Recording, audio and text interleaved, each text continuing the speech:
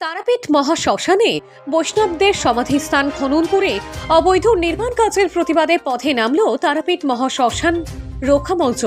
আজ রামপুরহাট শহরের মহাকাশ আটক অফিসের সামনে বসে প্রতিবাদে সামিল হলেন সংগঠনের সদস্যরা। প্রতিবাদীদের স্পষ্ট দাবি, তারাপীঠ মহাশ্মশান সাধু সন্তদের চিরনিদ্রাস্থান। বৈষ্ণবদের সমাধি খনন করে অবৈধ নির্মাণ বরদাস্ত করা হবে না। তাদের হুঁশিয়ারি, প্রশাসন দ্রুত ব্যবস্থা না নিলে আরো বৃহত্তর আন্দোলনের পথে হাঁটবে তারা। এ বিষয়ে সংগঠনের এক সদস্য বলেন, শক্তিপীঠ তারাপীঠ শুধুমাত্র একটি ধর্মীয় স্থান নয়, এটি আধ্যাত্মিক ঐতিহ্যের প্রতীক। এখানে সাধু সন্তদের চিরন্তর বিশ্রামের স্থান যদি লুট হয়ে যায় তাহলে তা আমাদের সংস্কৃতির উপর আঘাত।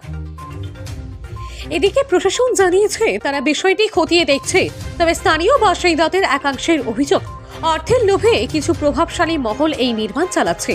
প্রশাসনকে দ্রুত কঠোর পদক্ষেপ নিতে হবে। রক্ষা মঞ্চের আন্দোলন কতদূর গড়ায় এখন সেটাই দেখার বিষয়। আজকে তারাপীঠ মহাশ্মশান রক্ষা মঞ্চের পক্ষ থেকে এই বিক্ষোভ প্রতিবাদী মঞ্চ। কেন তারাপীঠ দীর্ঘদিন থেকে গুরু বামদেব এবং বিভিন্ন মনীষীরা সাধনা করে এসেছেন। সেইখানে যে পবিত্রতা দরকার সাধনার জন্য, সেই পবিত্রতা নেই। সেই পবিত্রতাকে নষ্ট করে বিভিন্ন রকমের উন্নয়নের নামে কাজকর্ম চলছে। উন্নয়ন আমরা চাই, কিন্তু পবিত্রতা নয়, প্রাচীনতা বজায় রেখে নতুনত্ব তৈরি করুক, সেই জন্য এই প্রতিবাদ মঞ্চ। আমাদের কি হচ্ছে তারাপীঠ মহাশ্মশানে বৈষ্ণব সমাধি খনন করে সেইখানে নোংরা জলের ট্যাঙ্ক তৈরি করছে। সেই জল ফিল্টার করে আবার নদীতে ছাড়া হবে। নদীতে স্নান করার মতন অবস্থা এখন নেই। সকল পুণ্যার্থীরা স্নান করতে চায়, নদীতে স্নান করে মায়ের পুজো দিতে চায়, সেই পরিবেশ তৈরি এখনো নেই।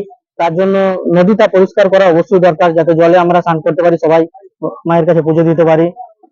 শ্মশানে বিভিন্ন রকমের, যেমন একটা ইলেকট্রিক চুল্লি, আমাদের সপ্তাহ যখন সংস্কার হয় তখন উত্তর দিয়ে মাথা দিয়ে হয়, এখন বর্তমান দক্ষিণ দিয়ে মাথা করে সপ্তাহ করা হয়।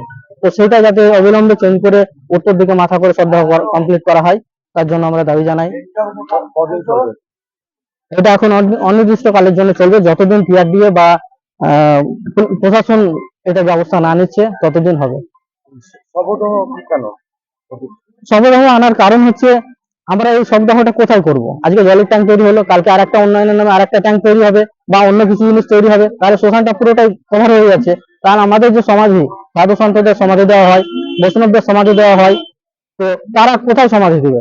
তাহলে সপ্তাহটা এইভাবে পড়ে থাকবে।